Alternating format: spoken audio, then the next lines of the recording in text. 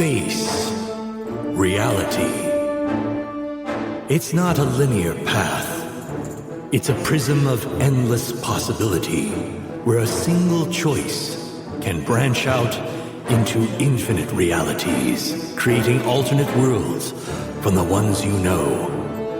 From a low-down to a plus-up, follow me and ponder the question, what? Here we go again.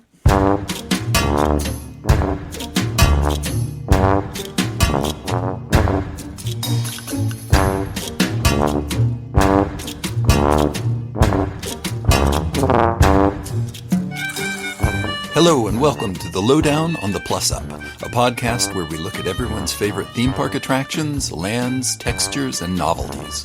We talk in, over, about, and through our week's topic, and then, with literally no concern for practicality, safety, or economic viability, we come up with ways to make them better. My name is Kelly McCubbin, columnist for the theme park website Boardwalk Times, and with me, as always, is Peter Overstreet, University Professor of Animation and Film History in Northern California.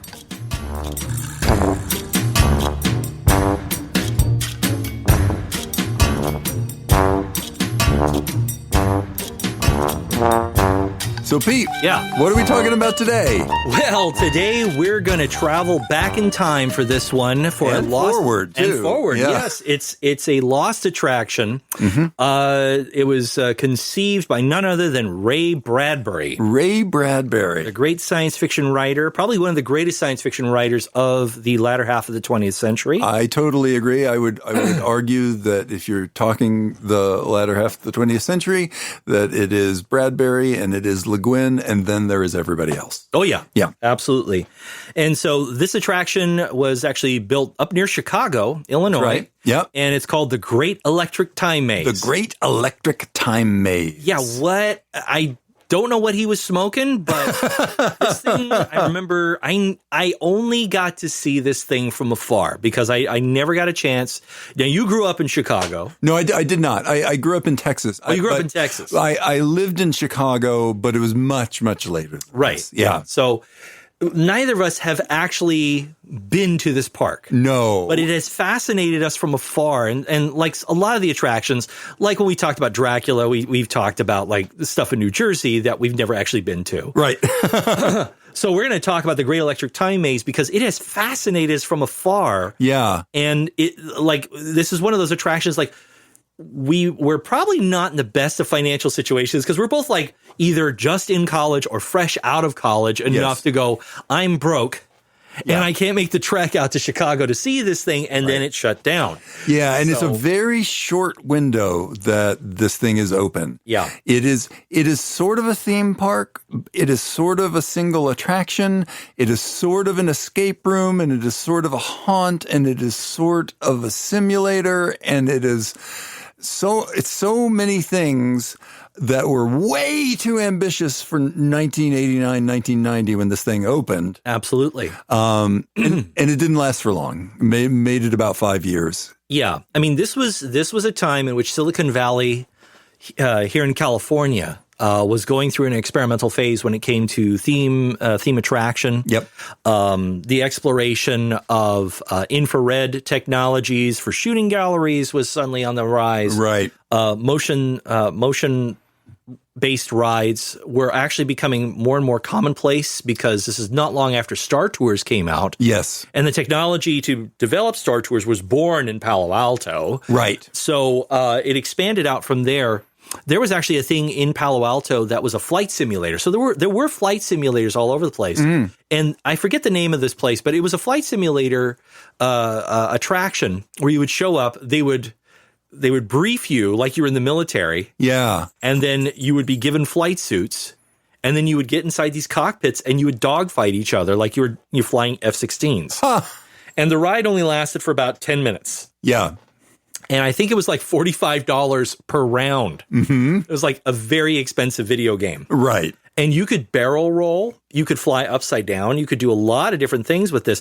That's what it felt like. But actually, it was just a computer game attached to a motion-controlled pod. Right. And everybody had their own pod. So I think there was 5 on one side, 5 on the other, and the two teams would fly against each other. Yeah. And you wore flight helmets, you had the headsets and the works, but you had this full surround dome built around you where you could look around and almost like 280 degrees and see if someone's flying above you and that kind of stuff. Yeah, and we see a variant of that as part of the Great Electric Time Maze. Absolutely. And this is that era. Yeah. This is the era where people are saying, we've got this computer technology and the confluence of games and movies are here. Yeah. It's happening.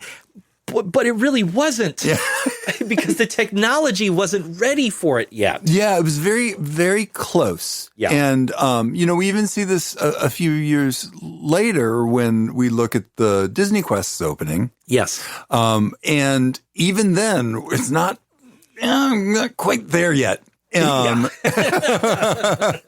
But we admire the ambition of it. And some of this seemed to really work. Yes, some of it's amazing. So where this really came out of, and let's just talk about, this is not a Disney thing. Nope. This is not Cedar Fair. This is an independent thing. Completely independent of all these investors that it was under a banner of a company called Phantasia Limited, created by Ray Bradbury, who had put this all together with the help of Forrest J. Ackerman.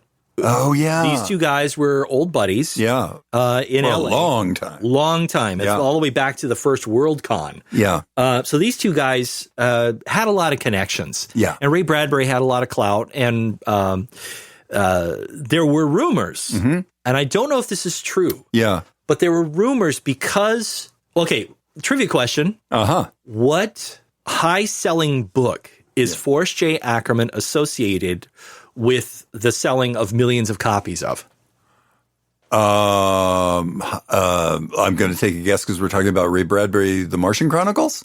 No. Okay. Although he was his literary agent in the good old days. Forrest J. Ackerman was responsible for helping Bradbury kind of get into magazines like Saturday Evening Post, which is where he published the Beast from 20,000 Fathoms. Yes. Which got ripped off and turned into a movie without his knowledge until his other buddy, Ray Harryhausen, who was doing the animation, said, we need some help with the script. And they showed it to him and he goes, oh, this is really good, but incidentally, it reminds me a lot about a short story I wrote for the Saturday Evening Post. They went, oops. Whoopsie. Oopsie. No, believe it or not, the book that he's responsible for selling millions of copies of is Dianetics. Oh, because they were all buddies with L. Ron Hubbard at that point. Right, back when he was just a science fiction author. Right. So there are rumors. Arguably, he never was anything else. Now there are rumors, and this is going to keep coming up. You're gonna listen to this description of this park, folks, and you're going to start kind of going, I can see why this rumor might be taken with some credence here. Yeah. Is that the rumor is that this park was funded with a lot of investors from the Church of Scientology. Oh, wow. So we don't know. We cannot substantiate. I mean, John Travolta was one of the big celebs during the ribbon cutting ceremony. Yeah. Because he was, fresh on the heels of Pulp Fiction. Yeah. During the opening of this film. So it's like, maybe, I don't know. Yeah. I mean, he would have been a big deal at that point. Absolutely. Yeah. He had been a rising star, a returning star at that point. Let's back up a little bit. To it. Yeah. So let's talk a little bit about kind of Bradbury as far as how he fits into the scheme of things with theme parks. A very famous story, and you always have to preface stories that you get from Bradbury himself with the fact that he is a writer of fiction. He is a writer of fiction, and he is known to exaggerate sometimes. But he was friends with Walt Disney for a very long time, and Ray was never asked to work on any of the theme park projects from Walt, ostensibly because Walt said to him, Ray, you're a genius, and I'm a genius, and we would kill each other. Yeah. Well, I mean, that's very evocative. I mean, if you don't believe that, then read the accounts of White Whale, Emerald Isle. Yeah. In which Bradbury describes his experiences with John Huston in the making of Moby Dick. Yeah. In which he took a swing at John Huston over the Orson Welles' speech on the pulpit. Yeah. And then Houston popped him out and put his stake over his eye. I admire a man who wants to stand up for his art. I have to really admire anyone that would take a swing at John Huston, because I'm not man enough. Well, again, this is Ray Bradbury, so we're not exactly sure if that is true. Yeah, it's true. No offense to Mr. Bradbury, but there is a level of, But anyway. So Bradbury did do some work in the, and we always come back to it, the 1964 NADA World's Fair. Yep. He wrote the sort of basic outline of what the United States Pavilion was supposed to do. Mm-hmm. So he that was kind of his first foray, as far as we know, into theme parks. Then he was out of it for a while, but after Walt died, Disney Imagineers started getting interested in Ray again. Mm-hmm. And as Epcot was coming, they were sort of in a weird nether realm where they weren't sure if Epcot was going to go forward. It previously was supposed to be a city. They realized they were never going to get that done without Walt being around. Right. They maybe wouldn't have gotten it with him being around, but without him, they were never going to be able to convince enough people to make that work. Sure. So they were trying to figure out what to do. Mm-hmm. And they brought a bunch of Disney executives and some Imagineers together for a sort of come to Jesus meeting about Epcot. And who did they get to give an inspirational speech to get this thing kicked into gear again? But Ray Bradbury. Oh, yeah. And I watched I was lucky enough to have someone send this to me a few months back, the actual video of that speech. And it's wonderful. It is of its time. And so you have to understand that Ray Bradbury has some old fashioned traits that might not ring so pleasant these days. But for the most part, he's smart. He's inspirational. He's excited. Mm-hmm. And from that point on, I don't know if it's exactly at that moment, but it certainly helped. From that point on, the Epcot project was back on. He really sold it. And he says in the speech, I'm here for you. Nice. Whatever you need me to do to make this happen, I'm here to do. Right. Like, I'm going to be around. And also there was a little bit of, and I'm also watching you. Because I was Walt's friend. Yeah. And I'm going to make sure this works out. Yeah, so, those giant Coke bottle glasses of his. Yeah. And he certainly was around for the creation of Epcot. And he wrote the original narration for Spaceship Earth. That's right. He designed a lot of what that was supposed to be conceptually. Mm-hmm. They didn't end up using all of his narration, but they used hunks of it. And the ideas were still pretty much there. Mm-hmm. The Orbitron at Euro Disney, that was his. Wow. That was like his design. Huh. So, he was in and out of theme park stuff. Of course, we all know about the Halloween tree at Disneyland dedicated to Ray. Yep. When did that come in? That was 2003-ish. Is that about right? Yeah, there's a stately oak tree in Disneyland, and from 2007 onward, it has been designated as the Halloween tree, the official Halloween tree of Disneyland. What's interesting about that particular Halloween tree is that it is a pale, imitation compared to the one we're about to tell you about. Yes. Inside the giant electric maze. It's like, anyway. And so that kind of brings us up to the president. He worked on Epcot for a while. Mm-hmm. Some of his ideas were used. Some of them were not. Eventually he kind of faded into the background of that project. And then somewhere towards the end of the 80s, Ray gets an idea and decides, and I don't know if it's because he was unhappy about what had happened at Epcot or he was excited about what had happened at Epcot, but he decided he could do something better. I have a feeling that Ray is one of these people that will definitely get an idea, a spark, and just roll with it. Yeah. Probably has something to do with something that happened to him when he was 12 years old. Mm-hmm. The legend goes is that he was at a circus and he encountered a professor. He was called Mr. Electrico. Yes. And Mr. Electrico, I mean, this was in 1932. This guy did magic tricks with electricity, which at the time was still kind of scary. I mean, there's a reason that Frankenstein 1931 features him being brought to life with electricity, because people are still like afraid of the possibilities of an electric world. Yeah.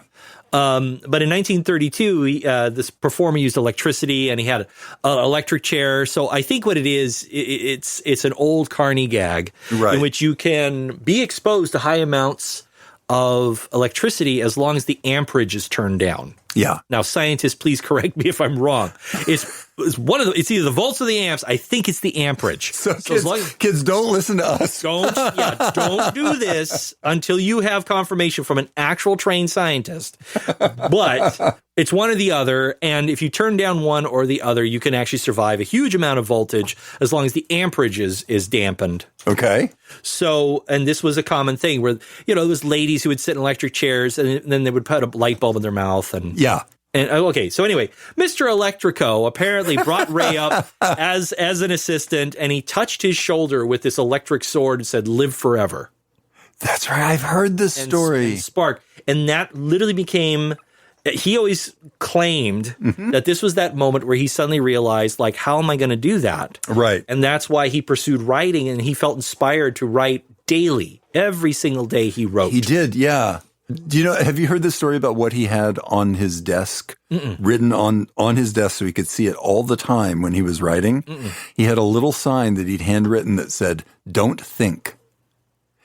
And his theory of writing was that you get up in the morning and you write, and you just write like the Dickens, and you try not to get in your own way.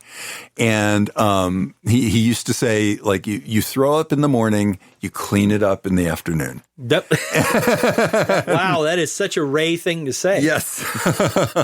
So I think what's interesting is that with this park, I think that's literally what he started at, because there is actually a proposal that he wrote, and I think, what is it, 8 pages long? Yeah, it is. But it reads like a run-on sentence. So he obviously threw it up. Like we know, like Ray was pretty much like a teetotaler, but man, it feels like a coke-fueled night. Yeah, if you get the wrong person to narrate this, you got some issues here. But it is a fascinating read. Kelly showed this to me, and this is what sparked this episode. Is that we took a look at this, and we're like, that was the proposal for this park? Yeah. Oh my God! And we went down the rabbit hole exploring photographs and video and old VHS, captures of this thing. Right. And it is insane. And we just, the more and more we learned, the more and more we were bemoaning the fact we never actually got to see this in person. Yeah. It sounds amazing. I've got the opening lines of this thing, the proposal. It says, "Eat, live, shop. Past, present, future. Explore the pyramid. Hunt the dinosaur. Fall out beyond Andromeda. Run from the dark AC/DC hound. Get lost and split in a thermonuclear lab." All in one place. Yes. The time maze. The time maze. So he had this kind of crazy idea, and he seemed to get funding from somewhere. Maybe don't ask, don't tell. I don't know. But Church of Scientology. Yeah. And along the way, he found someone that was able to kind of bring the stuff down from the heavens and turn it into something practical and buildable. And that was our old buddy Joe Rohde. Joe. Yeah, Joe. Yay, Joe. For those of you who don't know about Joe Rohde, and if you've been listening to us for a while, I'd be surprised. But Joe Rohde is most famously known for being the creator of Disney Animal Kingdom Park in Florida, which is, and yes, I'm saying this out loud, which is my favorite of the Florida parks. It used to be EPCOT, but things have changed. But that was his design. He designed the Expedition Everest coaster there. He designed the Guardians of the Galaxy overlay that's now in California Adventure. He designed a lot of stuff. He designed most of or a ton of stuff in Ohlone, their Hawaii resort. But one of the earliest big hits for him was a thing that he designed from the now long gone Disney Pleasure Island, which was the Adventurers Club. This was Joe Rohde's baby. Oh, yeah. And it is one of the most magical experiences I've ever had in a themed environment ever. It was incredible. I only got to go there once, and I wish I could have gone again. Just incredible. But this was a place where it was a 1930s club that was staffed with eccentric characters who were all like world adventurers. This at the time they hadn't really defined the SEA thing, the Society for Explorers and Adventurers, but this was very much the root of that. Right. And they got retconned into it later. But it was magical. Animatronics on the wall, secret shows in the parlor. You could, go behind a fake wall and there'd be a ghost playing piano in the library. I always loved the talking Greek masks. Yes. Yeah. They were filthy. They were so good, though. Oh, so good. It was just so much fun. And so, he finished with that project. It was just about to go live. He was looking for his next thing to do. And here's Ray Bradbury. Right. And he's like, well, let's see if we can put this together. And they start to kind of form a team and they start to get funding. And by God, they build the damn thing. Right. Yeah. Let's talk about where it is. Yes. Was. So it's outside of Ray Bradbury's hometown of Waukegan, Illinois. Yes. Also Jack Benny's hometown. That's wild. Yeah. And they came from the same place. Okay. That explains a very similar sense of humor between the two of them. It does. Yeah. Yeah, actually. Yeah.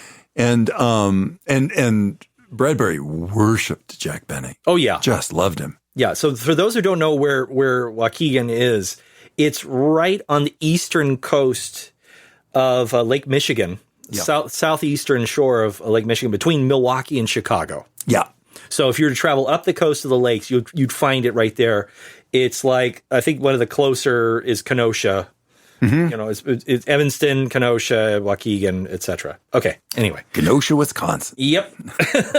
And it's a teeny little place. Yeah.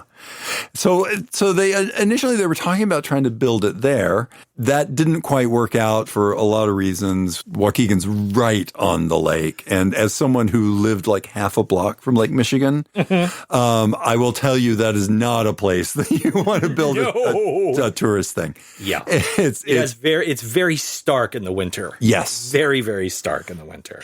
Yeah. I mean, there was talk about putting it out near the North Shore, maybe out by the harbor, trying to go for like a Coney Island of approach. But the real estate just didn't exist for it. Yeah. There's municipal beaches, there's, and also they're too close to the nature preserves. Yeah. So they actually built it just a little bit further east. Not too far, actually, but just a little bit further east in a town called Gurnee. Yeah. And it's right there, right next to the Lake Carina Forest Preserve. So you go through that, and that created enough windbreak. And they found a spot of land. It's not huge, but it's big enough for this idea. Yeah.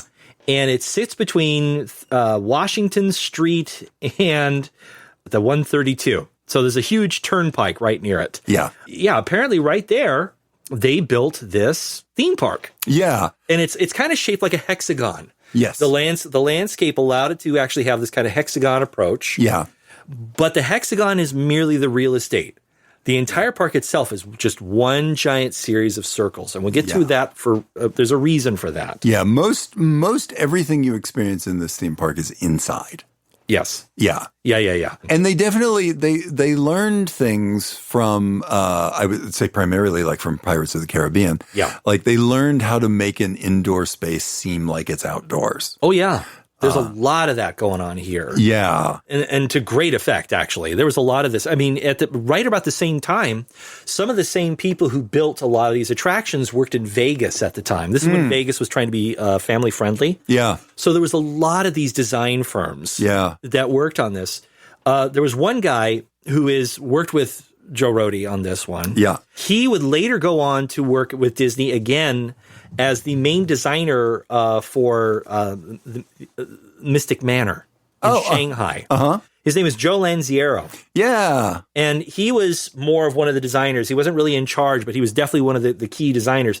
He designed tons of attractions for Disney later on. Toy Story Lands, a lot of stuff for the new Splash Mountain. He worked with Don Carson on that one. Yeah, he's a neat guy. I've heard him interviewed, and he's real fascinating. I've had the honor of having lunch with him, thanks to Don Carson. Have you? We went to lunch, the three of us, in Pasadena, California. Yeah. And he was fascinating. He's a little quirky, but he's fascinating, and he's got fabulous sensibilities about design. Yeah. And you can see it in Mystic Manor. And actually, some of his attractions that he worked on in the Time Maze, you can definitely see the influence later on in Mystic Manor. Yeah. So we'll talk about that in a minute. And you know, these are very rudimentary versions of these. Right, because remember, this is 1987, 88 when they're developing this. Yeah. Because it opens in 1989. Yeah. So they've got 2 years to put this all together. So the design process is going off of what's available in the late 80s to us. Yeah. What's high tech in the late 80s. Yeah. We've got projectors, we've got simulators. We got lasers. We've got lasers. We don't have super high definition stuff, but we kind of fudge it. Just turn up the lumens. It'll be fine. And we have design. Yep. And this is what sells this. Yeah. And it's amazing how many Disney people actually wound up working on this. Yeah. We'll talk about a few other surprises. Yeah. Some that saw it all the way through, some that didn't.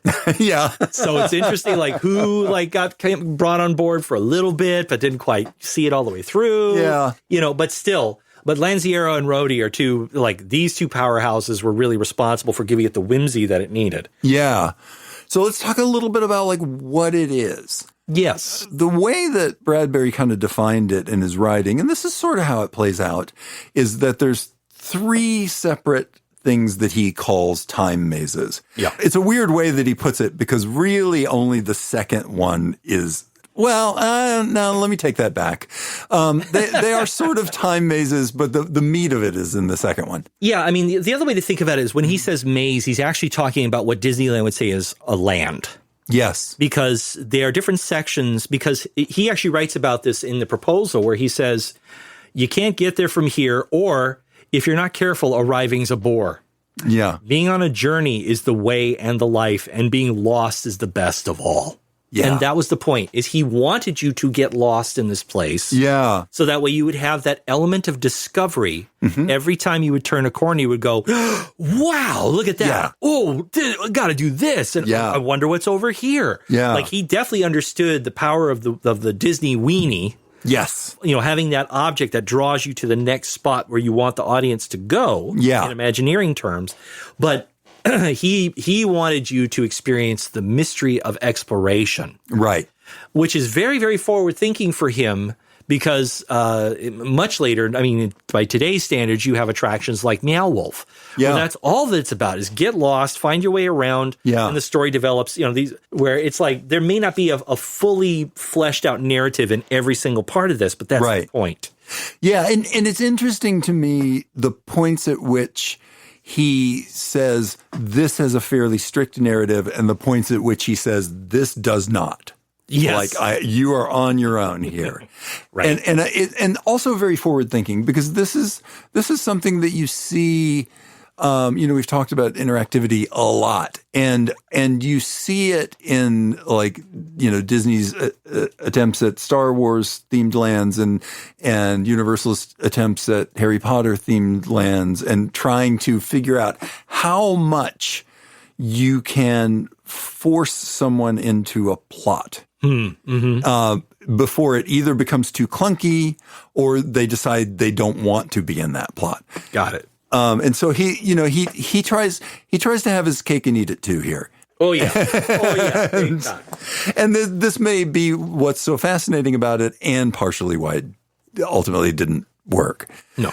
But let's talk about the first time maze. Yes, Time Maze 1, which if you were looking down on this park, you kind of have to picture a classic style of medieval labyrinth. Yes. But within that labyrinth, there are actually 3 even smaller labyrinths embedded within it. Yeah. So it's almost like a triangle. So if you're looking down and imagine a big circle with a big central circle in the middle, like a bullseye target. Right. And outside of that, there are 3 other smaller labyrinths built around that. And so it kind of forms like a triangle on the inside of a circle. Yeah.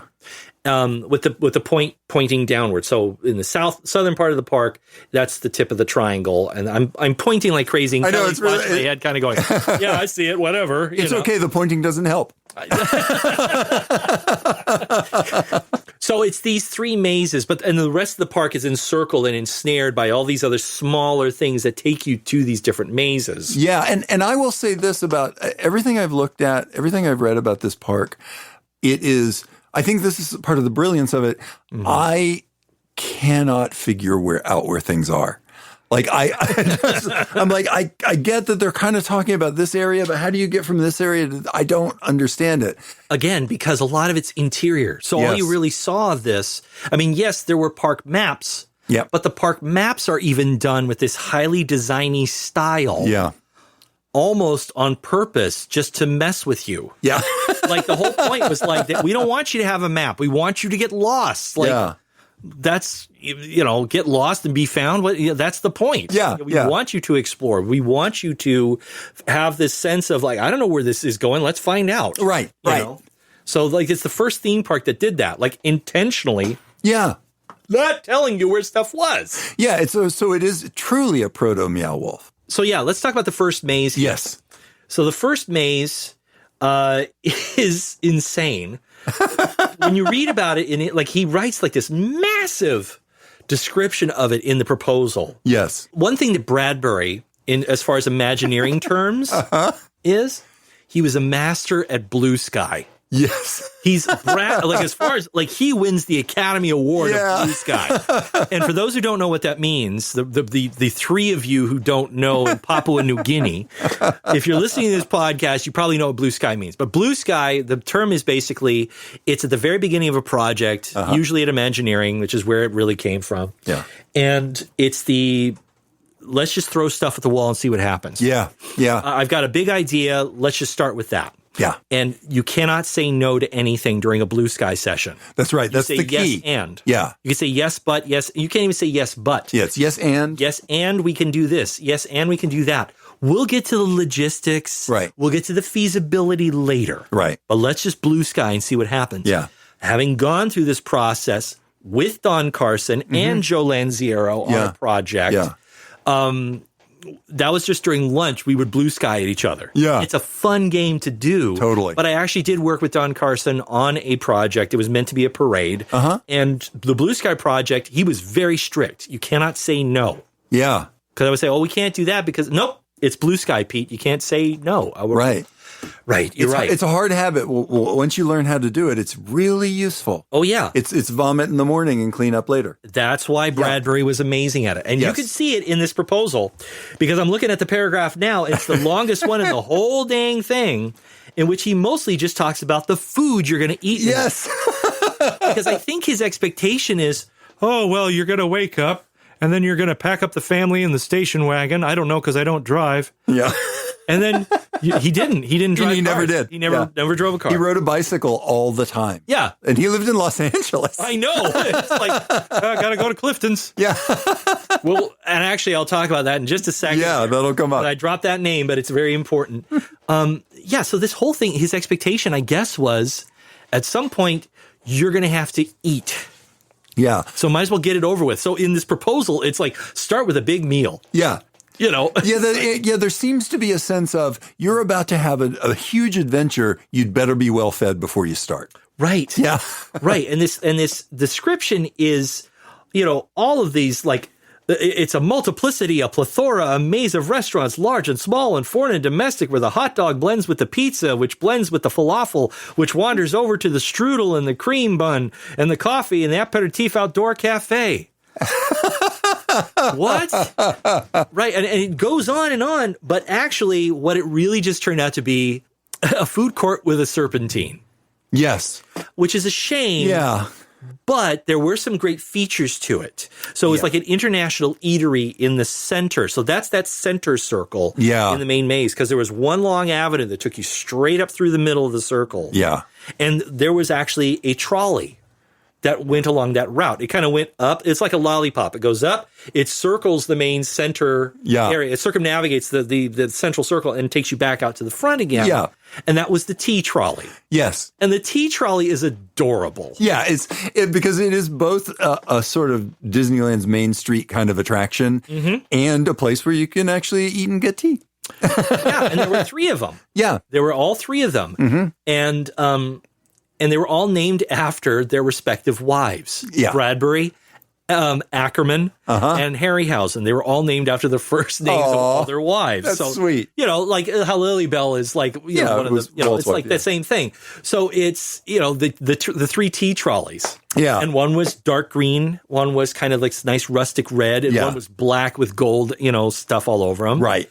And they all had like their own personalities. And they were not, when you think of trolley and a streetcar, we're not talking San Francisco. Yeah. We're talking Los Angeles. So it's very absolutely. 1930s, streamlined, beautiful amber lit on the inside, the really nice polished metal everywhere. These fun little, I remember seeing a picture of the inside of one of these things. It was a dining car. Yeah. And one side had regular benches. So like if you were just going to go into the park, you could sit on the benches. But if you wanted to keep riding this thing and actually have some tea, service was on the left side. Yeah. Because the service, you would get into the tea trolley, apparently, and you would start riding, and you wouldn't be served tea until it arrived at the first station. Yeah. So you had this whole long way of going into the park to look at the menu, which only had 5 items. Yeah, right. You know, like if Bradbury had any say... limited space. It was limited space. You get a slice of cheese and a Schlitz beer, right? If it was Bradbury's choice. Yeah, of course. But, you know, you pick which cookie you want, and you pick what type of tea you want. Yeah. You know, and then a glass of water or something like that. So they know you're only going to be on this thing for 15 minutes. Yeah. And most people actually opted to just grab the tea and leave. Yeah.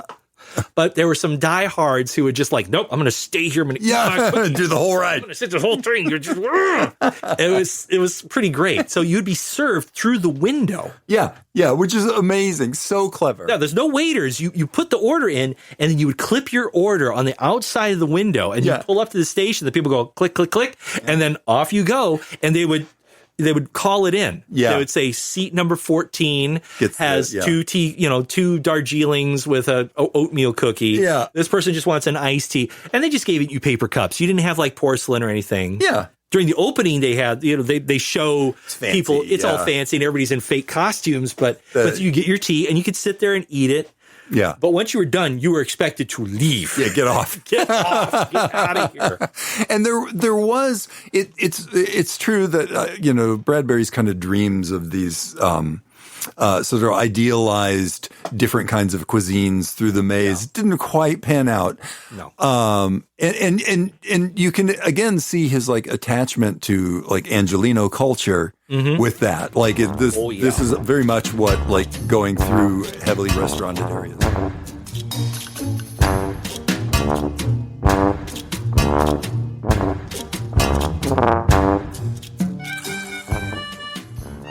The Lowdown on the Plus Up is a Boardwalk Times podcast. At boardwalktimes.net, you'll find some of the most well-considered and insightful writing about the Walt Disney Company, Disney history, and the universe of theme parks available anywhere. Come join us at boardwalktimes.net.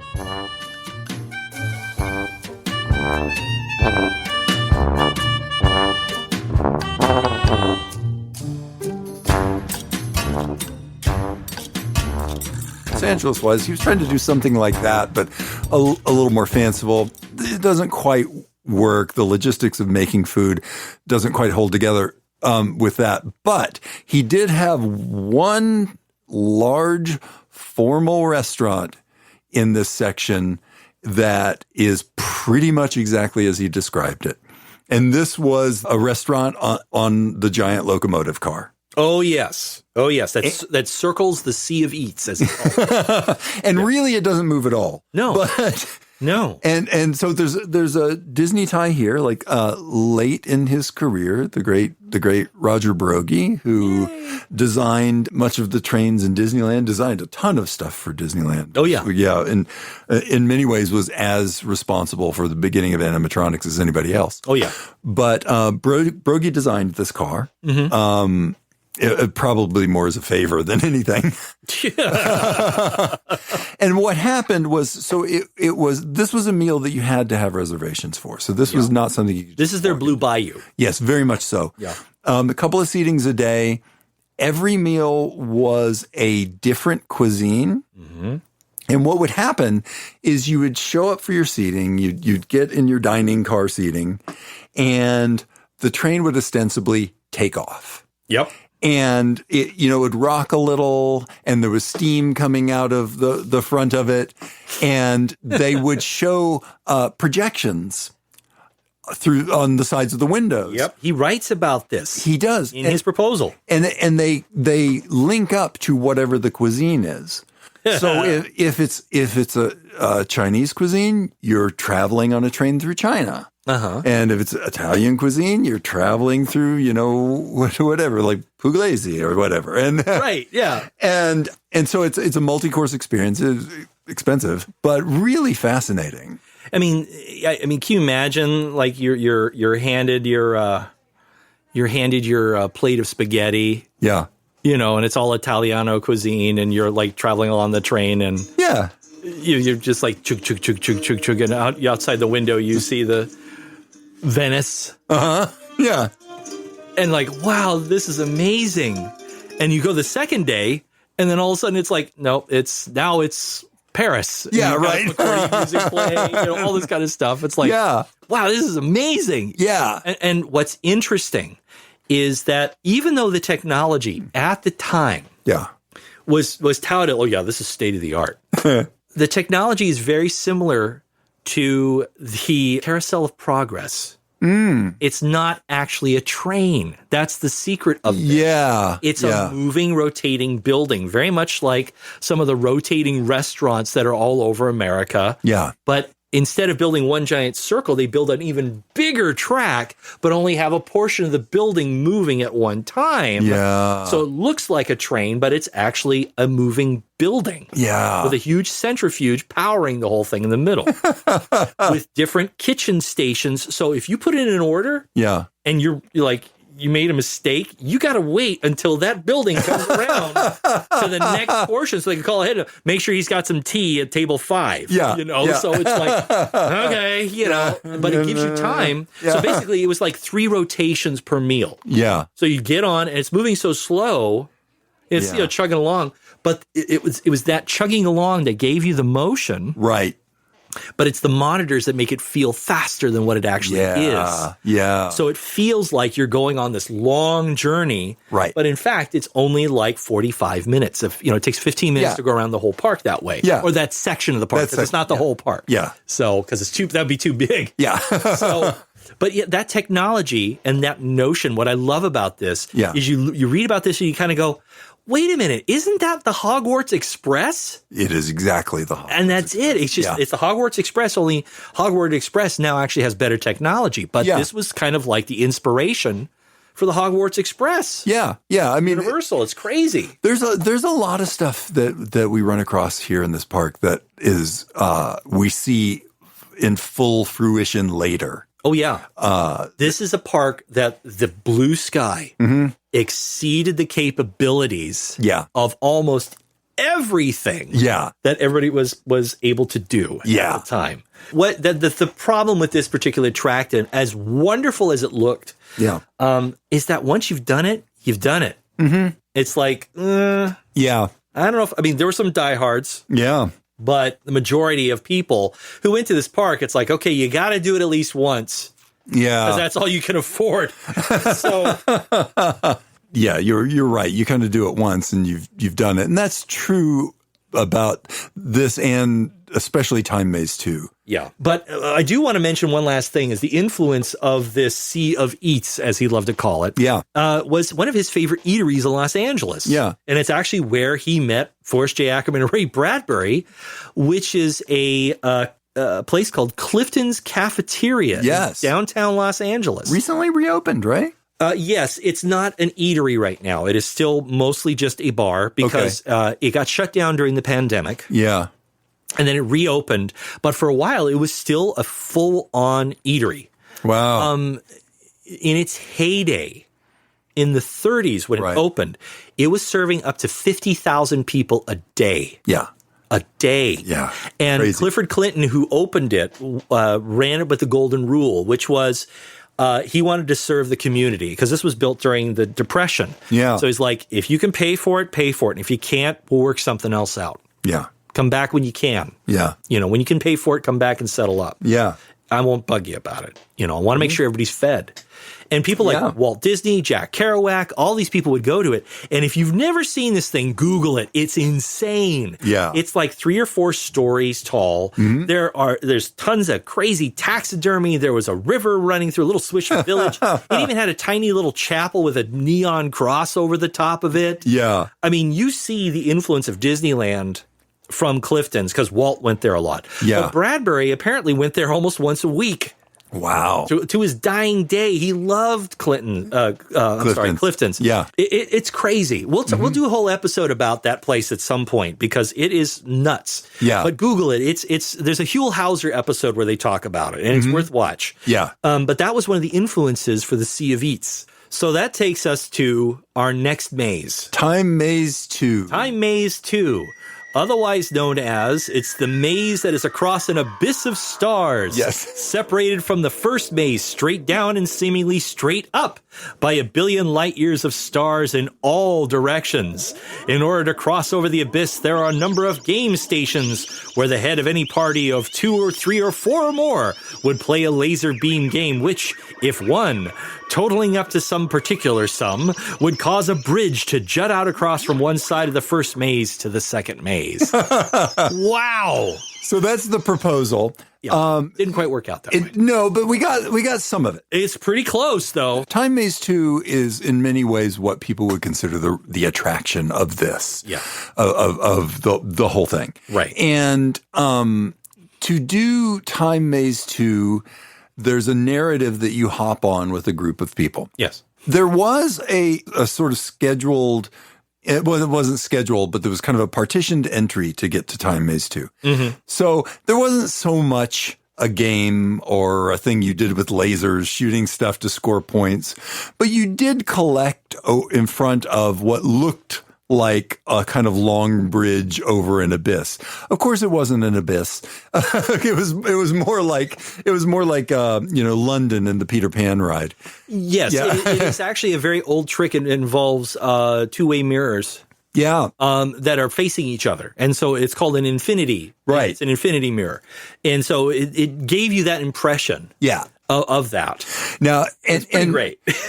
And the way that Bradbury describes the entrance to Time Maze 2 is that it is sort of like 2 pyramids kind of on top of each other. One's right side up and one's upside down. They're on top of each other and they're spinning in space, and there's like hieroglyphs, and there's pictures like of scientific symbols, and it's just basically, if you've ever bought a Sun Ra album, it's that. You're not wrong. Yeah. So, in reality, what they had was still pretty interesting. They kind of had how do I say this word? Trompe-l'oeil? Trompe-l'oeil. Thank you. Trompe-l'oeil. They had a kind of trompe-l'oeil of these sort of 2 pyramids, and they were a little bit far away, and they were lit cleverly, and there was some projections that were kind of giving a sense of motion, and some neon on there that was sort of looking like, oh, this is an arcane symbol and this is an arcane symbol. Mm-hmm. It wasn't bad. You know who they got to draw to paint that trompe-l'oeil? No. They got, this is going to blow your mind, they got Marta Beckett Whoa. to do it. Because Get as outta you know, here. she was an actual talented painter. Wow. And it was one of the few times that she actually left Amargosa to work on anything. I was about to say, like, her theater was like without a performance for a couple of nights. Yeah, and she did this every once in a while. Like, she would go to New York and like see friends and stuff, but it didn't happen very often. Wow. Now, Bradbury and Beckett, they were friends. Really? Bradbury deeply admired her. Huh. There's a great documentary. I should probably back up and explain who Marta Beckett is. So there's a documentary called Amargosa, and Bradbury's in it a lot. He just thinks of her as one of the United States' greatest eccentrics. and she was. She passed away 10 years ago. Something like that. Yeah. Marta Beckett is this woman. She was a dancer. Mm-hmm. She was traveling cross country with her husband, I believe, at the time. Mm-hmm. They were driving through Death Valley Junction in the Nevada desert. Mm-hmm. And they found this old kind of abandoned theater. It wasn't being used for much. Mm-hmm. And Marta just never left. She somehow bought the theater. She renovated it.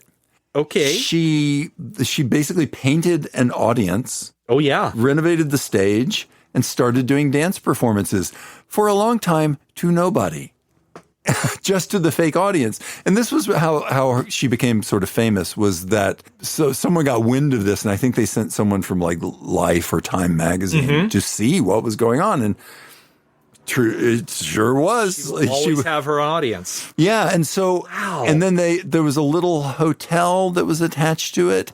And she had done all of the paintings of the audience. She went through the hotel, and I've been there. I've seen this. Mm-hmm. She did these trompe-l'oeil, is that right? Trompe-l'oeil. Trompe-l'oeil, thank you. Means to fool the eye. Yeah, like Myrna Loy. Okay. Right, there you go. Yeah, so she fooled the eye a lot. Yeah. Oh boy, did she. So she did these trompe-l'oeil paintings all through the Amargosa Hotel, which is attached to the Amargosa Opera House. Wow. So you could go stay at the hotel, and what would happen, and I did this, is at night, people would go out and wander through the halls with like flashlights, just looking for the paintings and listening for ghosts, because people believed that the hotel was haunted. Well, we have to go on the road for that one. It's super cool. But she was a talented trompe-l'oeil painter. I'm looking at a photograph of it now. There's all these trompe-l'oeil paintings of the theater here. Yeah. And what I love is that right smack dab in the front row, there's a wood stove. Yeah, yeah. Like a functioning wood stove, because this is a, turn of the century little Adobe style building on the exterior, but the interior has this very like Baroque, almost Rococo style painting. Yeah. There's like suits of armor and jugglers and wrestlers and people in suits of armor and all these eccentric people up in the box seat. It's like the Muppet Show. Yeah. It's so, and then there's like this crappy wooden floor. Yes. And like these well-worn velvet seats, but the paintings are amazing. Yeah. And so she did the trompe-l'oeil in the first maze, huh? Yeah, so the one the entrance, the two giant pyramids. Yeah. And I suspect it was just Bradbury trying to give her a job to make her a little money to keep her going. Oh yeah, got to get new beds in the hotel. Yeah. They could use them. Yeah. So anyway, interesting. And so you would kind of walk across this fake bridge and enter into what was just essentially a doorway in the wall under the giant paintings. But it was still kind of a neat effect. Of course. Yeah. I mean, it's pretty great. Yeah. So there's a story to it that is loose, but enough to keep you moving. Mm-hmm. And there was a way, like you could experience some of the attractions in Maze 2 independently, but that really wasn't the way to do it. The way to do it was to participate in the story. You'd come in and you're in this like kind of crazy science lab, but it's like a science lab from so many different eras in history. It's Frankenstein, and it's, Tobor the Great, and it's just every science lab you can imagine. And in the center of it is this big circular thing that they call the time centrifuge. It's pretty wild. This area, I should make a note on the designer of this inner area. Yeah. So this gentleman actually contributed to the design of the Monterey Bay Aquarium. I love that aquarium. It's pretty great. Yeah. It's a guy named Jeff Hoke. Okay. And in around 1997, Jeff Hoke started working on a book. A book called The Museum of Lost Wonder. Okay. And if you've never read this, you need to get your hands on this. Okay, I do. You do. It is. I thought I had actually given you a copy, but apparently I have to find you one. This thing actually explores. It opens your brain up to liminal thought. Okay. And that's what Bradbury really admired about this guy's designs. Yeah.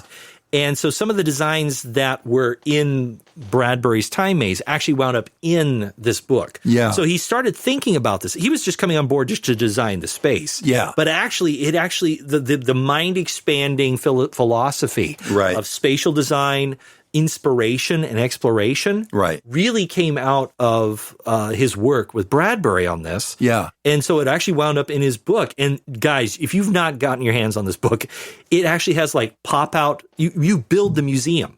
Oh. It has pop out paper things where you build this particular branch of the museum, that branch of the museum. Yeah. And he actually has a couple of other things. And it's all about mapping the mind and inspiring you. Because Hoke's approach to it was you have to understand the museum is a hall of inspiration. It's not just a cabinet of curiosities. Come look at my stuff. Right. The term museum means a room of the muse.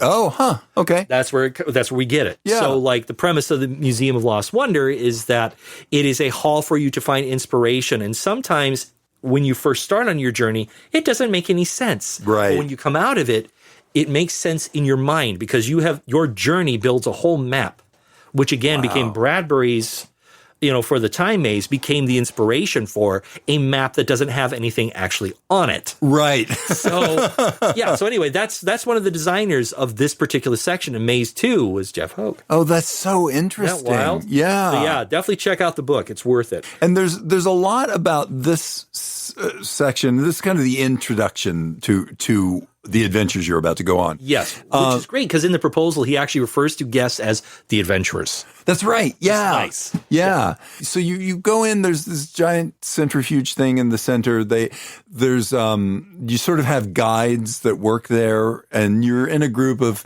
30-ish people. Yep. And they choose someone in your group. I love how Bradbury writes it. A boy or a girl, preferably. For some reason.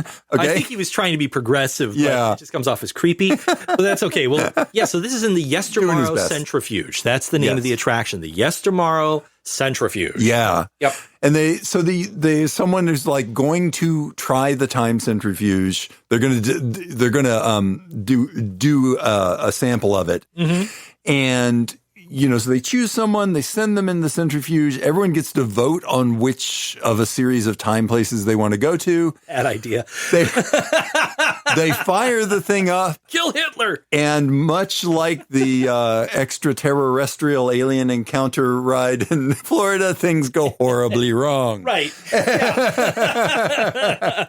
You lose the person that has been pulled out of your group. Ostensibly, obviously it's an actor or something. Right. And where do you think they get the meat for the train ride? No, I'm joking. I'm joking.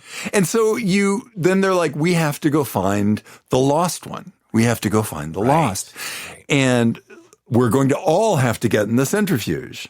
Right. And so you all go in the centrifuge and try and figure, and you start having adventures through time. And what it is, guys, is I've seen some photos and designs of this thing. It is a room that accommodates up to 30 people. Yep. With all these seats, but all the seats are sitting in a circle. There's 2 rows, and those 2 rows all face into the center. Yeah. But the whole top of it, all the seats are leaned back like an old classic planetarium. Yeah. So you're actually looking at a dome. So it's a dome projection system that required 8 projectors, all synchronized to make it work. Neat. So when it moves, yes, you are actually moving. Mm-hmm. because it moves kind of like the Star Tours ride, because you got to move stuff around. Yeah. But what you're watching, you're not just watching a flat screen, because they went, flat screen. They did that in Star Tours.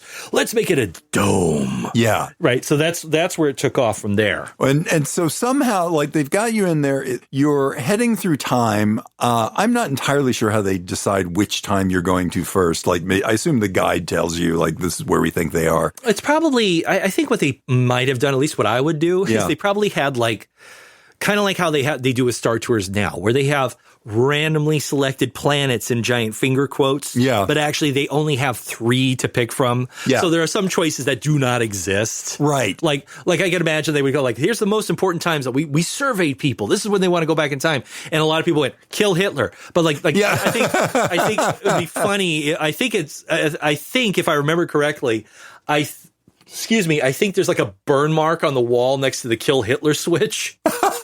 So it's not an option. Like, we're not going to go back to World War II. Oh, that's like, so funny. It was an option, but we broke it. You know? So, all right, we got these other ones. Yeah. You know. And so you're taking off. You're going to go try and find the one person that you just lost.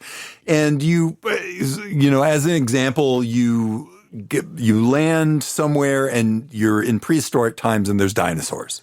The thunder lizards. The thunder lizards. Yep. Just don't step on any butterflies. and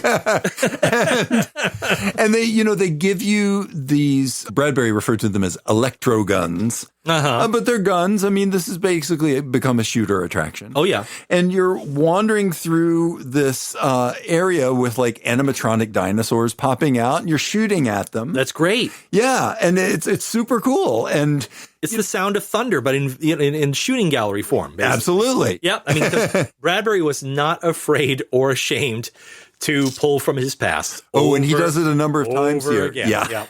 And what's interesting, what I love about this is that you physically get up and out of the centrifuge. Yes. There are portions in which you're like, okay, we're going through time. Zap, zap, zap. All right, everybody, get out of the pod. And you get up off your butt. Yeah. It's a very physically active attraction. Yeah, it's actually really cool because then the centrifuge kind of becomes your home base. Mm-hmm. And so you go off and have this adventure. And then when the adventure is done, it's like, we've got to get back to the centrifuge. Go, go, go, go, go. And then does it spinny thing again and rocking thing again. More you end up time and more else. complications. The lost one's like, whacking onto the view screen like it's a bug. One of the things I love is that in this this prehistoric era, much like we were talking about last time with the Star Trek Borg adventure. Yeah. Like every once in a while, a dinosaur would grab one of the guides and just pull them out. I love that. Yeah. I love that. It's so good. Yeah. It's like, oh, that's not good. Right. And then they move far into the future from there. Right. You run back to the centrifuge. Or as Bradbury says, you arrive at the Statue of Liberty, by God. Yeah. Yeah, he has this weird idea that you're supposed to get in a rocket that launches off of the arm of the Statue of Liberty or something. It's like, what? Dude, it's awesome. Are you kidding me? That's great. I think what the video actually was in order to compensate for that is that you wind up in the far future and you start seeing all these spaceships zooming around. You're like, whoa, but you suddenly realize like the pod is teetering. And teetering. Yeah. And you suddenly realize, and you as it teeters, you start to see, we're on the Statue of Liberty. Oh, no. And so you do have to launch, but it's not like a launch pad. You're stuck on the torch. Yeah. So you have to burst off of it, and then you start flying through New York City of the future. Yeah. There's a secret to this, though. Okay. There are actually 3 centrifuges. Ah. One centrifuge is where you start, and it rotates to the exit. Yeah. And then it rotates back. So by the end of the sequence, it has rotated 45 to 90 degrees to the exit to the dinosaurs. After you leave, the centrifuge returns to its normal state. Okay. To let the next group in. Yeah. So it's like the elevators at Disneyland where there's one entrance in and one entrance out. Yeah. And so you're hunting dinosaurs, you turn in your guns, you put them into the side panel or whatever that's there, and then you zap forward into the future, and when you get out in the future, it has also turned 90 degrees. Right. And it spits you out into the walking and ride, though this one has a moving platform feature to it. Yeah. That zaps you through the space age future. Yeah. And then you get back into the next centrifuge that spins you around. To the next thing. Right. So there are literally like 3 pods back to back off of each other, operating off of the same computer control panel. Yeah. That was in the middle of all 3. So that way the operators could monitor what was going on between the mazes and the centrifuges all from one central area. So fascinating. So complicated. Yeah. But it's really cool. Yeah. From what I've seen, there was a high, was it high 8? It was a type of VHS tape that was like much smaller. And it was for like the smaller compact camcorders. Yeah. Somebody took a video of that. So it still has the time code, that really big, ugly time code at the bottom. And the light doesn't quite, you can't see everything. Yeah.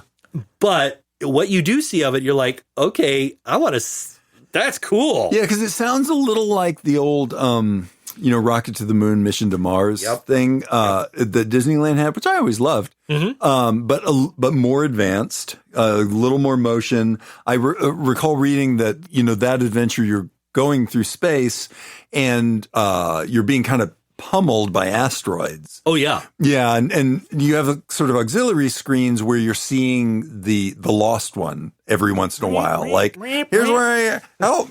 I'm falling into the sun. I'm going in to hit the moon. Save me. I'm being carried away in an asteroid cluster. Help. Yeah.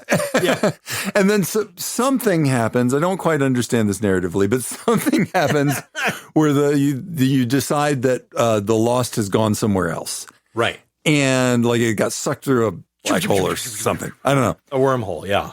But you've had this cool adventure and you get out. Here's where we really see Bradbury plumbing his old works. You get into a section that is basically a haunt. Yes, it is. And this is the Mechanical Hounds. These things are terrifying. Yeah, they're really scary. The Mechanical Hounds are terrifying. Yeah. Oh, my God.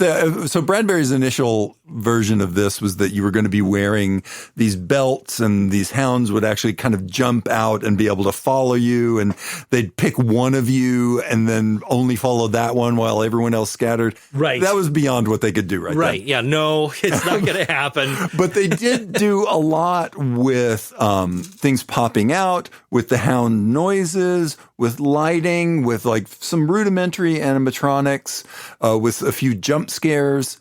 It was reverse laser tag.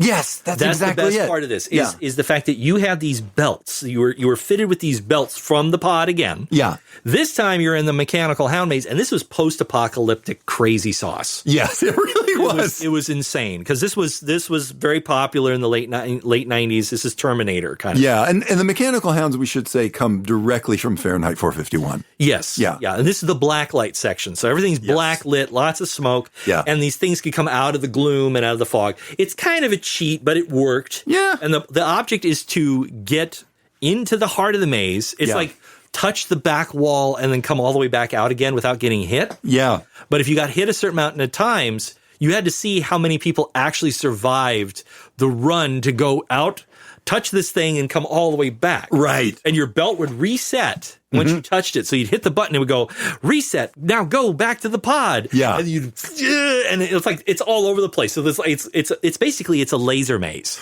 Yeah. Without getting hit with your belt. And it seems crazy fun. This is when the videotape stops. On this thing that I've seen on YouTube. Yeah. It's crazy because like the person's obviously like shaking the camera, so he's like, I don't want to run with this thing. But it's crazy. It's crazy. He wanted to make these belts magnetic. Yes, I read that. And when the hound catches you, it's going to lift you up and out. Yeah. and give you a mild shock, he wanted. Yeah, he wanted the belts to actually electrocute you. Yeah. And I love what he says. It's like, not too bad, just a little bit to hurt a little bit. So that way you know that you failed. Like, oh my God, Bray. Now there's so the next thing that I ran into was after the Mechanical Hounds maze. Yeah. That you basically are going at the last maze, which is the Sphinx maze. Right. I also read that there were some other mazes either in development or they got made just at the end of the run. Like there was the October Country maze, which pretty self-explanatory. Well, they didn't do that as a maze. They did that actually as a whole world, but only seasonal. Oh, okay. So it was Right. like an overlay. It was an overlay. It was Okay. not actually, yes, it was playing as a maze, but yes, like you said, Yeah. feasibility. Yes. But in order to capitalize, because every theme park that's worth their salt these days yeah. makes a lot of their money with Halloween, and Halloween. Christmas. Yeah. And Knott's Berry Farm kind of setting the standard for that. Yep. So they decided to learn from that. Yeah. And October Country becomes this massive overlay. Makes sense. That was why I couldn't quite figure it out from what I was reading because I never saw any footage of that as a maze. No. But I was like, but they were developing something. Yeah, you exit like the big finale is a ride in the pod, and when you finally arrive, you're not spat out in the original centrifuge area. You're spat out in this Egyptian tomb, Right, and with the Sphinx and the stars over. It's like, where are we now? Right, and that I was definitely heading that way, and it was just like I know there were some other things in development. I don't know if they were ever implemented, but the big finish is the Sphinx maze. Yes, it is. And this is hard to describe.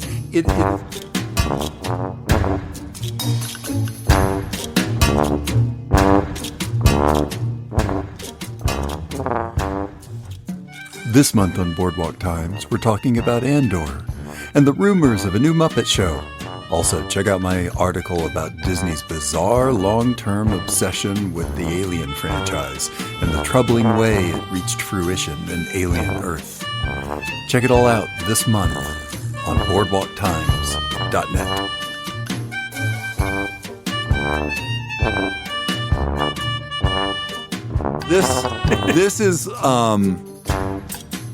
This is hard to describe. It is a giant themed maze. You start off between the paws of a sphinx. Yep. And you have to do something to get the door to open, kind of, I guess, in the chest of the sphinx. Mm-hmm. And it's supposed to take you to the pyramid you see, in the background. Right. Which is obviously just a scenic painting, but right. It's going to take you downstairs to you have some to play sort of a maze. giant pipe organ, and the minion of Sutek arrives. Kneel before Sutek. I am death. Yes. I bring Sutek's gift of death. But yeah, so you go in and you're suddenly in an Egyptian tomb. And this is kind of a combination of special effects and a little bit haunty, but not that scary. I saw there's effects that very much are like straight out of Something Wicked This Way Comes, where you look at a mirror and you see yourself grow old. Mm-hmm. There's a point where your group is trying to go somewhere and you have to stop because you see like priests and courtiers carrying an Egyptian pharaoh to their final rest. This was kind of Bradbury's exploration of mortality. Yeah. It's almost like each one is like a 4 stages of man. You know? It's like, okay, got it. And what's interesting, who designed the Egyptian part? No. Initially, he did the initial designs, but again, they were so far out that people were like, Rhodey, being the head, was like, I get it, but I don't know how we're going to do it. Yeah. But you still see inklings of it. It's like this poor guy just can't catch it. It was Raleigh Crump. What? He came out of retirement after leaving Disney in '96 to work. He worked at Disney for a while. Yeah. And they were like, you want to do one more? Yeah. And so he got, hey, as long as I get to be as weird as possible. Yeah. So he kind of revived a lot of his Museum of the Weird stuff. Yeah. Which is, again, why you have the mirrors that change things. Yeah. All those ideas that he didn't get to do in the Museum of Weird is like, here's your chance. Right. And he still didn't get to do it because the ideas were too damn weird. And so it's like, I love Rowley. I love his designs. Yes. And they're crazy, but they're kind of, they're antiquated by that point. Yeah. His style just doesn't quite suit the ride itself. But some of the ideas did live on with some jiggering by the two Joes. Yeah. Yeah. The two Joes kind of like put it all together and go, all right, we made this effect work. Now leave us alone. Right. Yeah. But that's for the Egyptian part. Yeah, because he's a little too pop art for what they're trying to go for here. They're really trying to go for Hammer here. Oh yeah. Yeah. This was too big. But like he definitely lent himself. I mean, again, he's already in like his late 60s, early 70s. He's like I don't know. I'll give it another try. No problem. Give me some more, give me some more marijuana. We're good. Have a hit. Oh, God love him. Yeah, you gotta love it. It's so great. And so, you go through all these like little effects things, secret doors, some sort of stage illusion-y things, a couple of acting bits. And eventually you get to the center, ostensibly, of the pyramid. Yep. And there's a big sarcophagus, and you solve some sort of puzzle. I don't know. It's probably not that hard. But, proto-escape room stuff. Yeah. And the sarcophagus opens, and you find the lost. You find the person that you lost at the beginning. Hooray! Which I really feel bad for the lost because it was supposed to be a volunteer. Yeah. It's like I missed the whole ride. Yeah. To sit in a coffin. I think they figured out pretty quickly that it was like, that's not going to work. It had to be a plant. It had to be a plant. Yeah. This is kind of appropriate to the way that Bradbury himself saw theme parks. Like his suspension of disbelief was amazing because he would go on something like Rocket to the Moon and he'd just be like, I went to space. He was committed. And to an extent, we were all a little more innocent. Back then, like the 70s, the 80s, still, we were all a little more willing to just kind of overlook the flaws. Sure. Absolutely. The Electric Time Maze as a whole had tons of flaws. Oh, yeah. But boy, it had a lot of charm, too. It had a lot of heart. I mean, can we talk about October Country for just a minute? Sure. This was their Halloween overlay that they would do for the whole park. Yeah. They had, eventually some of these attractions, they would start adding things here and there. Yeah. And one of my favorite things, there are several things. First off, they had their version of the Halloween tree. Oh, huh. And their version of the Halloween tree was this giant sculpture that would pop up. Yeah. And you basically had an adopt a pumpkin scheme. In order to pay for it, you paid to have your face engraved on a pumpkin. So they would do a caricature of your face. Yeah. Or like screaming or whatever. And so you were part of that Halloween tree from that point on. Huh. Big ones, little ones, you pay like $150. You get a little teeny weeny pumpkin. You pay $1,000, you get a giant one, that kind of stuff. And you had your name put on it. Wow. So you could always, it's kind of like the bricks out in front of Disneyland, where it's like, there it is. Yeah. That's how they paid for it. Yeah. And it's huge. And they would have this big light ceremony. And basically the whole thing is built around Bradbury's two books, Something Wicked This Way Comes, and The Halloween Tree, which is one of my absolute faves for Halloween. Yeah, it's beautiful. And they would have some master of ceremonies dressed up as Mr. Moundshroud. Yeah. And you have other actors dressed up as the various kids, like Jack Skellington, Jack Skelton, that kind of Tom Skelton, not Jack. Tom Skelton is the name of the character. Yeah. And Pipkin and all the other characters, right? And the premise is that you were on the journey of the Halloween tree by circumnavigating the park. And they would have these different vignettes set up, and one of which was a carousel that they would take the horses off of when it wasn't running normal. So they would have normal horses. And what was great about the Bradbury carousel, let's talk about it, because I'm a big carousel fan. Yeah. The Bradbury carousel was so charming because it was very much like one of the classic carousels from the World's Fair Chicago. Yeah. Classic carved carousels, but the horses were all themed off of his stories. Oh. So there was a horse there was the librarian horse that has its armor was made of books that were flying around it. Yeah. There was a fire horse that actually had the number 451 put on the front chest. Oh, wow. Plate. Oh, yeah. It was great. That's neat. The Martian Chronicles was, the big upper panels up around the huge canopy. Yeah. They would have Martians and that kind of stuff. Yeah. Just tons and tons of stuff. They even had one of my favorites, which was kind of creepier. Yeah. These parents looking out at this African veldt. You just see this lion crouching. Oh, my God. Staring at them. It's like, oh, God. So, yeah, they had a veldt lion. Could you ride on the back of Uncle Einar? Yeah, I mean, that's kind of, so it was all the paintings were all done in this kind of beautiful 1960s, 1970s science fiction style. Yeah. So it was beautiful. But they had designed it so they could take the horses off. Yeah. and they put new horses on that were all skeletal or ghostly. Neat. And it was like, oh, those were fantastic. Yeah. You know, there's one that's just the Samhain horse, and it looks like it's made of wicker. Oh. And like this, you know, death horse, and one that's made of bugs. And they would put paintings, all, you know, they would just kind of, you know, Velcro them onto the carousel. Right. They were illustrations of the Halloween tree. Yeah. And like the whole inner portion was literally made the way that the kite is made in the book, in which they rip up circus posters and they put it all together. Yeah, and so it was all these mouths of lions and gorillas and stuff. And it was kind of threatening it, and they lit it differently. Yeah. And they ran it backwards. Oh, just so like smart. in Something Wicked This Way Comes. So smart. And what's wild is I honestly think this was Bradbury's fuck you to Disney over Something Wicked This Way Comes, which has a complicated history of him being involved in the production. It does. You know, it'd be interesting. Like at that point, Bradbury had kind of re-owned Something Wicked because he believed that he had stepped in and saved it. Yes, he did. And again, Bradbury. Yeah, right. Yeah.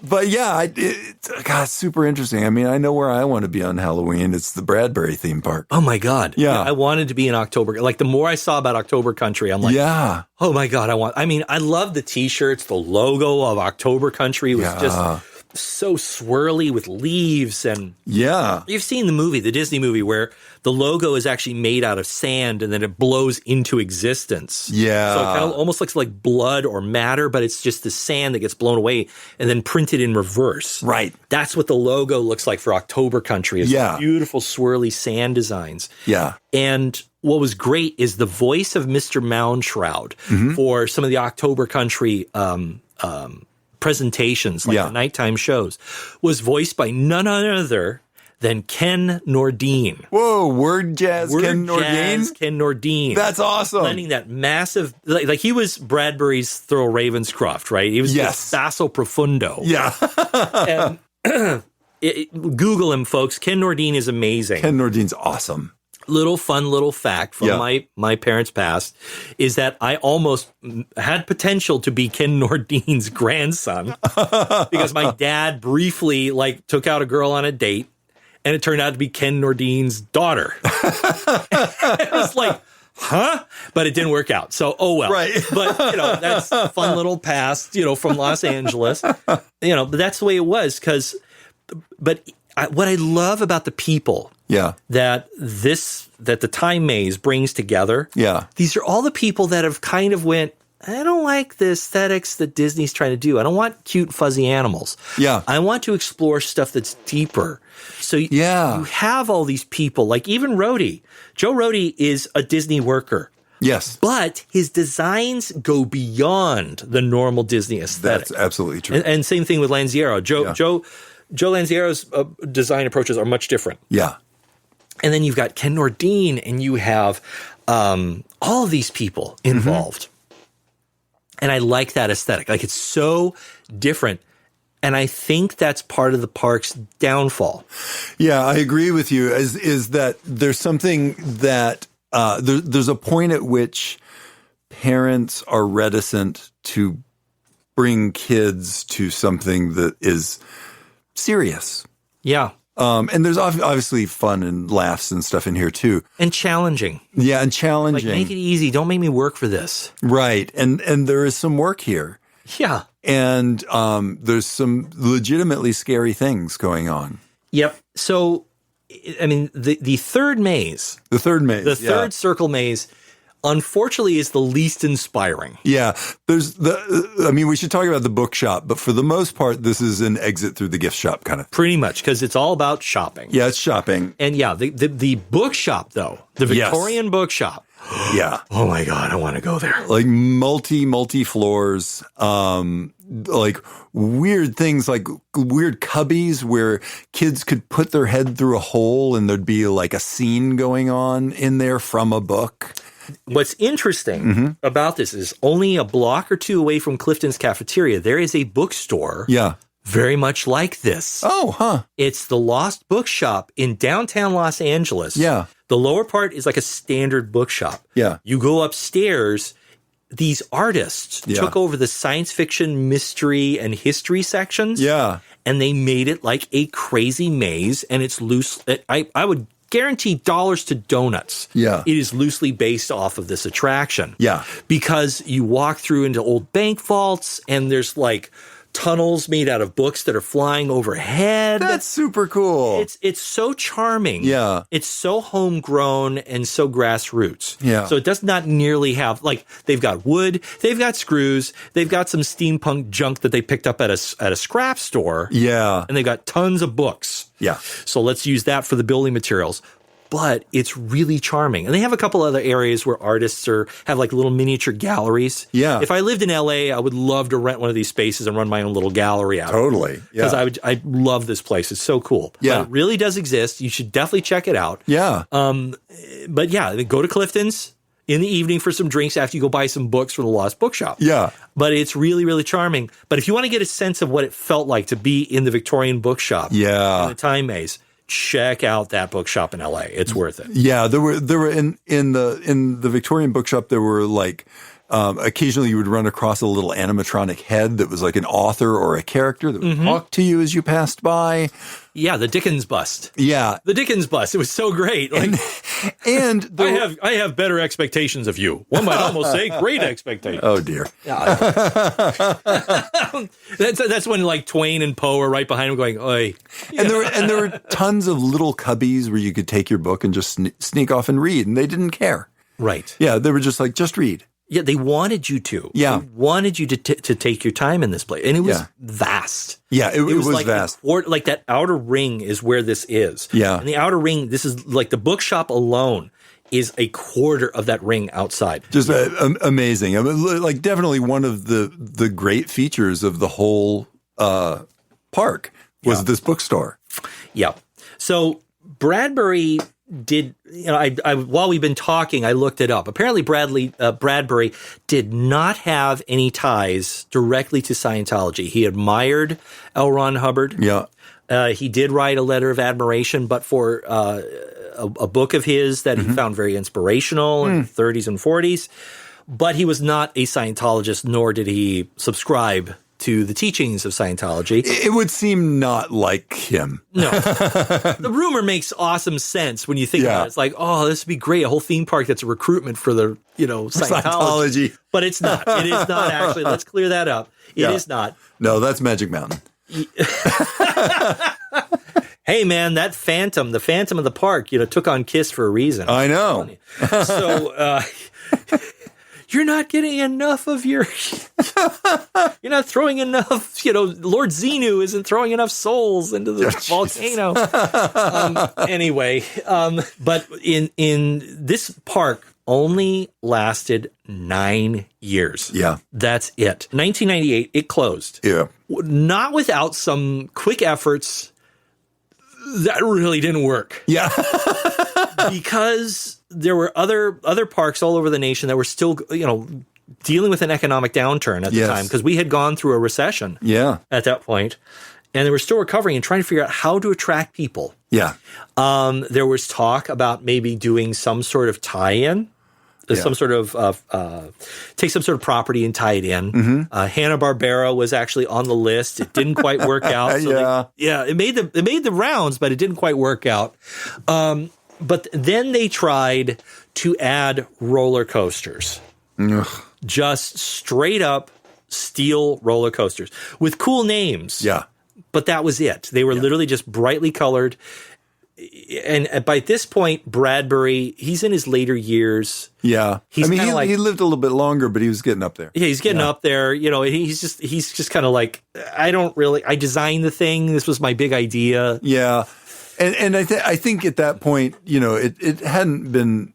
There's a question as to whether it ever really made that much money, but it certainly hadn't been for a while. I mean, they did have, when it did open, they kind of learned from Disney in the early years about using sponsorships. Yeah. So you had Sunsweet. Yeah. and Levi's. Great. I don't know why Levi's, but of all things, Levi's. Ken Nordine. Maybe that was the tie-in. But Sunsweet Prunes. Yeah. For those who do not know, what features actually a commercial with Ray Bradbury in it. Yeah. Voiced by Stan Freberg, who was a big fan and friend of Ray Bradbury's. Yeah. And it's really hilarious. You got to look it up. It's really worth it. But because of that fun little tie-in, Sunsweet never forgot about it. And they became one of the sponsors of the food area. Yeah. But yeah, the corporate sponsorships had dried up. Yeah. People are going, no one's flying out to middle of nowhere, Illinois. Right. To go to this thing. And it's not far from Chicago, but you know, if you're in Chicago, you tend not to leave Chicago. Especially in the winter. Yeah. I think they also had a problem of, you know, so you could kind of a la carte the experiences, but most people went in, they did the narrative of trying to find the lost person, and, you know, they did it once or twice, and then they had done it. Yeah. And you know, it was fun, but you know, how far out of your way are you going to go for that? You see a lot of this in other attractions, like in Vegas, you have the Luxor experience that did the exact same thing. Yeah. The Star Trek experience, which we talked about in a previous episode, did something similar, but they learned from others' experiences and faults, and they actually would change it up just to make sure, oh, you thought you saw it before, we've changed it, so come and see it again. Yeah. It's different. There was a thing in San Francisco called the Metreon. Yes. That actually had a couple of experiences like that, called like the Airtight Garage, based off and of Where the Wild Jean Things Giraud, Are thing. Yeah. And Where the Wild Things Are, based on Maurice Sendak. Yeah. And again, once you do it, you've seen it. Yeah, yeah. Like even kids wouldn't want to, like, I don't want to have to go to Where the Wild Things Are anymore. Yeah. I mean, the trick with theme parks is location and reusability. Yeah. You have to want to, like the narrative can't be too tight. Right. And audience members have to want to go to it over and over and over again to make it sustainable. And so, 1998, in September of 1998, it sadly shut down. Yeah. And you know, for a long time, because Chicago used to have the U.S.'s biggest Doctor Who convention. Oh, yeah. Panopticon used to be there. Oh, yeah. Not anymore. But it used to be like the Electric Time Maze would shoot through the roof when Panopticon was happening. So all the people would come in for that. You see it in Doctor Who magazine. There are pictures, like I half expected, like Peter Capaldi to be walking around with his Tom Baker's totally the Time Maze. So and eventually it just as a lot of like great ideas that were maybe before their time. Yep. It closed down. And so we lost a very wild and just like Luxor, just like some of those other attractions, they're gone. Yeah. And more's the pity. Bradbury talked about it very little in his later years. Yeah, almost never. He almost never talked about it. He was like, I did it, and then moved on. Yeah. He would talk endlessly about Disneyland, but he wouldn't talk about the Time Maze, which is weird because it's like, that's your brainchild, dude. Like, what? So I suspect there were a lot of other things that happened behind the scenes that we're unaware of. I think so, too. Yeah. And, there was a point where, like, you had Joe Rohde working on it, and he was kind of the person keeping things on track. And then Animal Kingdom got greenlit for Disney, and he had to commit to that. I think it was kind of like Mr. Rogers' Neighborhood, where you have, like, people working behind the scenes like George Romero. Yeah. And Michael Keaton. That's right. Yeah. Working behind the scenes at Mr. Rogers and then going, I got this part. I got to go do it. Yeah. I got to go off and do this now. I got to go do this. Yeah. Sorry, Chef Brockett, I'm out of here. Yeah. I gotta go. So, I really wished I could have actually seen this thing in person. Me too. And it's like some of the attractions we have talked about in the past, like Castle Dracula at Universal. There's not a lot actually that survives video and photographs of this thing. Yeah. And more's the pity because like the legend of it lives on. Yep. So, and that's where we have to let you guys off the hook and tell you that what you've been listening to, speaking of fiction, you've been listening to another one of our What If episodes here. And this park does not actually exist. It has never existed. Never existed. However, the proposal does exist, and that actually was written up by Ray Bradbury. Yep, it's in a book called Yestermorrow. Mm-hmm. The book came out in about 1990, which is why we set this around that time. Yep. And the essay was written concurrently with it. It's a fun book, It's a book that has Bradbury musing on what he thinks about architecture and architecture as a futurist and theme parks and a whole bunch of like urban design stuff. It's really fascinating. Can I drop just one last little trivia thing? Because I have to, because you just said architecture. Yeah. Okay. So not too far, no joke, Clifton's Cafeteria is a real place. Oh, yes. So a lot of the things we talked about, the park itself does not exist, but a lot of the things that we referenced in here, like Clifton's Cafeteria, the Luxor. Marta Beckett and Amargosa, absolutely true. 100%. Ray Bradbury is 100% a fan of hers and really loved her. Yep. So what we try to do with these what if episodes, we try to like mix reality with our nonsense. Yeah. And it's a way for us to explore like these smaller concepts and these smaller things out there. Right. To introduce them to you through this fiction that we've created. Plus, it allows us to have some fun with some improv about, this park was really cool. But the one of the things I wanted to mention is that not too far from the Lost Bookshop in downtown LA and Clifton's. Yeah. Is a building that many of you might remember from Blade Runner. It's called the Bradbury Hotel. Yeah. The Bradbury building. I'm sorry. Bradbury building. The Bradbury building. Yeah. It's not a hotel. It's an office building. Mm-hmm. That building, the architect for it was the father of Forrest J. Ackerman. Huh. No relation. I'm not sure where the term Bradbury came from, but that's not actually related to Ray Bradbury. It's just a coincidence that his best friend's dad actually designed an office building that has the same name. Yeah. Not wild? Yeah, it's really interesting. It has very cool elevators. You can visit it today. Yeah. You do not get to ride in the elevator. You get to watch people go up and down into it. But you can't. But you don't get to go into it because so many tourists go to look at all those Blade Runner fans. Go, I want to see it, but they don't let you up in it. But you can go and see it. It's worth a look. But so I highly recommend to everybody. Bradbury wrote about theme parks a number of times. He did. He very famously wrote a rebuttal to an article that was critical of Disneyland in the 60s, I want to say. Yep. And near the Tencennial. Yes. And he was a big fan. And he very much loved Walt Disney. He truly did. I believe the day that Disney died, Ray went to the park because he said this is what Walt would have wanted. Yeah. They had a great friendship. It was fascinating. Ray stayed kind of connected to the company off and on. Everything we said about him and Epcot was true. Yep. He did make that speech. Yes, he did. It's really interesting to watch and see someone who is an absolutely pure futurist. And this is interesting because Bradbury was criticized early in his career for being anti-technology, which he kind of came around and said, no, I'm not. But just as I just hate the future.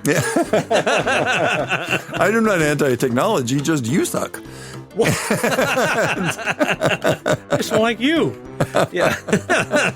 Hold it. What are these people trying to pull on me? Yeah. Like Ray Bradbury impersonation. What I believe is about to happen, we reached out to Dr. Phil Nichols, who is a British PhD who may be the world's foremost Ray Bradbury scholar. Yeah. And he's agreed to come talk to us in a couple weeks. Yep. And really kind of go deep into Ray Bradbury and Walt Disney and Ray Bradbury and Epcot Center and all things Bradbury. So I'm sure he's going to listen to this and tell us all the things we got wrong. I'm quite sure of that. And that's okay, because that will keep us on track. Yeah, it'll keep us on track. But normally this is the part of the show where we would do a plus-up. Yeah. But this whole episode is a plus-up. Yeah. Because this is us. Folks, we have to tell you, we literally made this up as we went. We based the whole thing off of that 8-page write-up that he did. Yeah. Like Kelly and I love to improv and bounce ideas. And so it's a whole game of yes and. So, I don't think we've ever been more nervous about starting an episode than this one. I think we actually, I don't know about you, but I sweated a little bit during this one. Yeah, like yeah, rotating restaurant. Yeah. Where is he going with this? I know. What's he talking about? This is what? Ken Nordine, why? Yeah. But go read the 8-9 page thing in Yestermorrow and see how close we got to what he was looking for. It's interesting on how many ideas it actually conjured up into our mutual heads about this. Yeah. So it is actually a theme park, I will admit, that I actually really do wish had happened and would have liked to have seen. Just like Fleischerland, our other What If episode. Yeah. I really would love to see this. Yeah. But until then, we're stuck with this. I'll say this, like my entire plus up for this would be some theme park company make an October Countryland. Oh, just do it. I'm on it. Yeah. Let's raise some money now. I want to make October Country. Just a tiny little theme park, and that's all it is. We'll just do it in my bedroom. Just for the backwards carousel. I'm in. All right, folks. That's the end of today's episode. Yep. I'm Peter Overstreet. And I'm Kelly McGubbin. And you've been listening to The Lowdown on the Plus Side.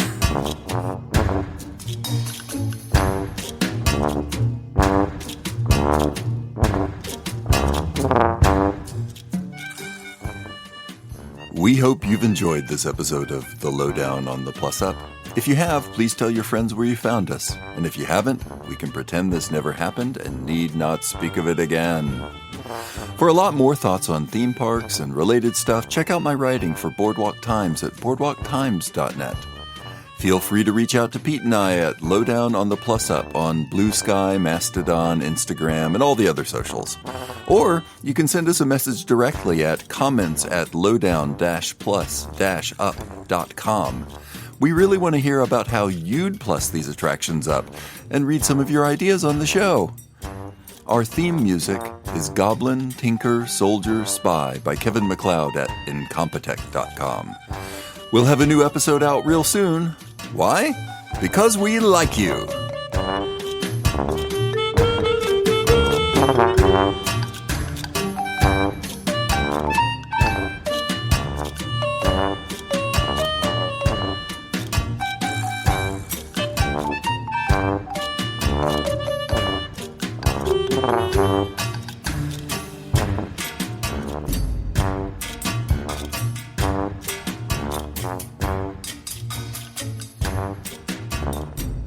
You are looking at Mr. Ray Bradbury, distinguished science fiction author of Fahrenheit 451 and The Martian Chronicles, who has said, by the year 2001, man will travel about in pneumatic people tubes, his television wall to wall, and most incredible of all, his Sunsweet pitted prunes carried in tiny mini packs.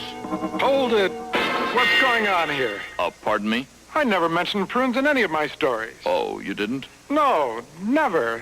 I'm sorry to be so candid. No, they're not candied, but pretty sweet all the same. The prune of tomorrow, available now. They're still rather badly wrinkled, though. Sunsweet's wrinkle technicians will one day conquer that too. Sunsweet marches on. I never mentioned prunes in any of my stories. What are these people trying to pull?